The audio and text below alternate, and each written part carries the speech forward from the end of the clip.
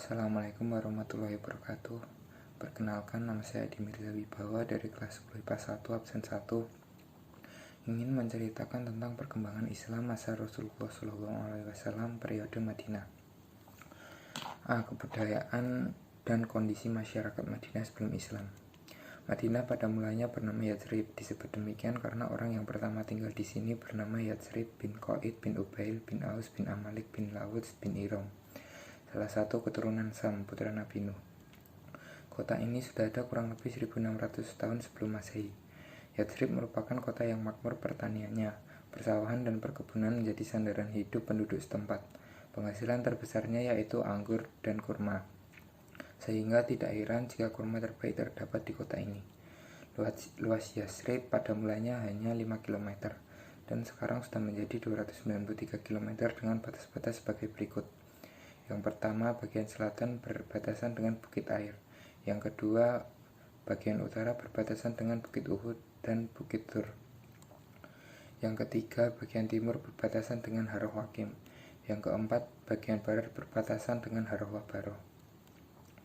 Masyarakat Yatsrib dikelompokkan menjadi tiga, yaitu yang pertama suku Aus dan Khosroj. Kedua suku ini awalnya adalah nama dua saudara kandung, anak dari Harits bin Sa'labah dan istrinya bernama Kilah binti Al-Arqam bin Amr bin Jafnah. Pada perkembangan selanjutnya, Aus dan Khosroj menjadi dua nama kabilah besar di Yatsrib. Selama kurang lebih 120 tahun, dua kabilah ini saling bertikai. Pertikaian tersebut disebabkan karena provokasi kaum Yahudi yang iri dengan kemajuan Aus dan Khosroj. Akibat provokasi kaum Yahudi, suku Aus dan Khosroj terlibat perang saudara yang hebat dan berkepanjangan. Salah satu peperangan terkenal di antara keduanya yaitu Perang Bu'ats. Dua kaum Yahudi. Ketika kaum Yahudi berada di bawah tekanan bangsa Asyur dan Romawi, mereka cenderung berpihak kepada orang-orang Hijaz, walaupun pada dasarnya mereka adalah orang-orang Ibrani. Setelah bergabung dengan orang-orang Hijaz, gaya hidup mereka berubah menjadi gaya hidup orang Arab, berbahasa Arab, serta mengenakan pakaian yang biasa dipakai oleh orang-orang Arab pada umumnya.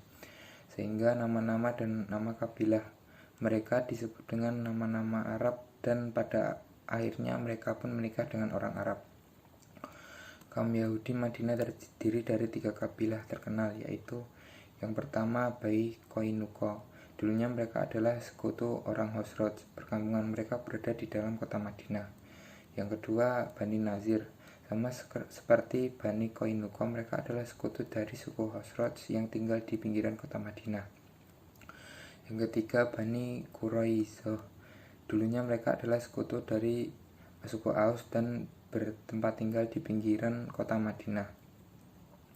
Tiga bani inilah yang menyulut api perangan antara suku Aus dan Khosroj sejak lama dan berperan atas pecahnya perang Bu'ats karena masing-masing bergabung dengan sekutunya. Mereka juga menguasai sistem pertanian, perdagangan, pertukangan, keuangan, sehingga ekonomi dan struktural sosial di Yatsrib telah menduduki posisi yang sangat penting dan menentukan. Tiga kaum musyrikin. Mereka adalah orang-orang musyrik yang menetap di beberapa kabilah Madinah. Mereka tidak memiliki kekuasaan atas penduduk Yatsrib. Bisa dikatakan mereka adalah kaum minoritas yang hidup di Yatsrib. Mereka memiliki seorang tokoh bernama Abdullah bin Ubay. B. Substansi dan strategi dakwah Rasulullah di Madinah. Sebelum sampai di Madinah, Rasulullah singgah dan tinggal selama 4 hari di Quba. Selama itu Rasulullah mendirikan Masjid Quba dan sholat di dalamnya. Inilah masjid pertama yang didirikan atas ketakwaan kenabian. Masuki hari kelima, tepatnya hari Jumat, Rasulullah bertolak menuju Madinah seusai sholat Jumat. Langkah-langkah Rasulullah di Madinah. Yang pertama, membangun masjid. Langkah pertama yang dilakukan adalah membangun masjid yang kemudian menjadi Masjid Nabawi. Beliau sendiri ikut dalam proses pembangunan. Di tempat inilah dakwah Rasulullah mulai dilakukan, yaitu dengan melakukan sholat jamaah, pengenalan dan penamaan ibadah mahdoh, muamalah, dan kegiatan-kegiatan keagamaan lainnya, sehingga wilayah di sekitar masjid menjadi ramai. Selanjutnya diteruskan dengan membangun jalan raya di sekitar masjid. Lama-kelamaan tempat itu menjadi pusat kota dan pemukiman. Yang kedua, mempersatukan suku Aus dan Khazraj. Dua suku yang sering bertikai ini disatukan untuk kemudian mereka melebur menjadi kaum Ansor yang menolong hijrahnya Rasulullah SAW. Yang ketiga, mempersaudarakan kaum Muhajirin dan Ansor. Di samping membangun masjid sebagai pusat perkumpulan dan persatuan, Rasulullah juga melakukan langkah lain yang merupakan sesuatu yang paling indah yang pernah ditorehkan dalam sejarah, yaitu mempersaudarakan kaum Muhajirin dan Ansor. Yang keempat, penanaman nilai-nilai moral. Rasulullah SAW selalu berkomitmen terhadap mereka melalui pengajaran, pendidikan, penyucian diri, dan ajakan kepada perilaku mulia. Rasulullah juga mengajarkan kepada mereka tentang adab-adab berkasih sayang, bersaudara, menjunjung keagungan, kemuliaan, keibadah, dan ketaatan. 5. Membentuk tatanan masyarakat. Rasulullah SAW membentuk suatu perjanjian yang melindungi hak asasi manusia di Madinah dan kemudian disebut dengan Piagam Madinah. C. Peristiwa-peristiwa penting dalam dakwah Rasulullah periode Madinah. Yang pertama, Piagam Madinah. Inti dari Piagam Madinah adalah sebagai berikut. Rasulullah, kaum Yahudi beserta kaum Muslim wajib turut serta dalam peperangan. B. Kaum Yahudi dari Bani Auf diperlakukan sama dengan kaum muslimin. C. Kaum Yahudi tetap dengan agama Yahudi mereka dan demikian pula dengan kaum muslimin. D. Semua kaum Yahudi dari semua suku kabilah di Madinah diperlakukan sama dengan kaum Yahudi Bani Auf. E. Kaum Yahudi dan muslimin harus tolong-menolong dalam memerangi atau menghadapi musuh.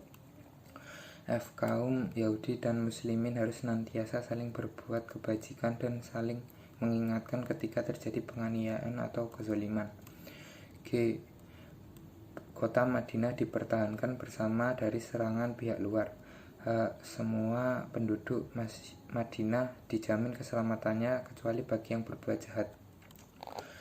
I. Muhammad Rasulullah adalah pemimpin untuk seluruh masyarakat Madinah. 2. Respon Nabi terhadap kaum kafir Quraisy. A. Perang Badar terjadi di lembah Badar dimenangkan oleh kaum muslimin. B. Perang Uhud terjadi di Bukit Uhud dimenangkan oleh kaum kafir Quraisy. C. Perang Khandaq terjadi di Madinah diperangkan oleh kaum muslimin. 3. Perjanjian Hudaybiyah. Rasulullah SAW dan muslimin sudah merindukan untuk menunaikan ibadah haji.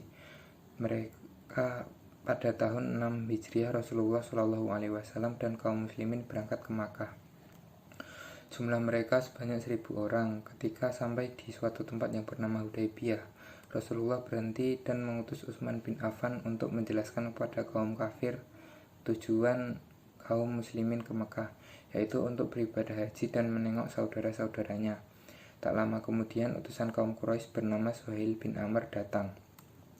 Dalam pertemuan itu disepakati perjanjian antara kaum kafir Quraisy dan kaum muslimin. Perjanjian ini disebut dengan Perjanjian Hudaybiyah. Adapun isinya sebagai berikut. A. Umat Islam tidak boleh menjalankan ibadah umrah tahun ini. Tahun depan diperbolehkan dan tidak boleh berada di Mekah lebih dari 3 hari. B. Keduanya tidak saling menyerang selama 10 tahun. C. Orang Islam yang lari ke Makkah atau murtad diperbolehkan, sedangkan orang kafir Makkah yang lari ke Madinah atau masuk Islam harus ditolak. D. Suku Arab lain bebas memilih bergabung dengan Rasulullah ke Madinah atau mengikuti kafir Quraisy ke Makkah. E. Kaum muslimin tidak jadi melaksanakan ibadah umroh tahun ini, tapi ditangguhkan sampai tahun depan. Terima kasih. Wassalamualaikum warahmatullahi wabarakatuh.